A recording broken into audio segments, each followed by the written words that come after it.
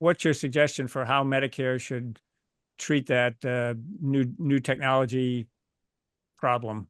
Well, the way I think about it is really to think that we have a big loophole in a lot of budgetary safeguards. Now, if I was in Congress and I was proposing a new expenditure or an expansion of benefits, like adding dental benefits to Medicare, um, as has been proposed, as was proposed under the Biden administration, I would have to find pay-fors for that. And I would have to find new taxes, new premiums, or cuts to other spending to get that through Congress, to get it through the budget process. And that's precisely why the addition of dental benefits to Medicare didn't occur under the Biden administration, why that dropped out of the Inflation Reduction Act. Um, and so we actually have a safeguard against that. We also have a safeguard against the alteration of existing payment codes in Medicare. CMS, the federal agency that administers Medicare, can adjust the payment, say reimbursement for an ophthalmologist. Uh, it can increase or reduce their payment rates every year, and it does this for many procedures and many services.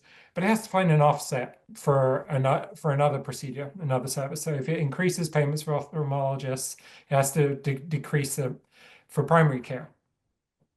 So we have a good safeguard for that as well. What we don't have any fiscal safeguard for is just adding a new payment code. If we have a new surgical procedure or a new drug, CMS just adds on the new payment for the new service and actually is required by federal law to provide a payment, an adequate payment for the new service, without any offset whatsoever. So what I'm recommending is that we actually have a process here that accounts for the costs as well as the benefit. So there's not just the obligation to pay for the new service, but there's the obligation to find offsets or at least to find a revenue stream for it, a new tax, a new premium, or savings from other spending. So what I recommend is that every year, or every 6 months, I think I recommend the CMS would basically say, well, these are the new codes we need. These are the new services that are coming along that we're going to need to pay for. This is the shopping list of things that we might want to pay for.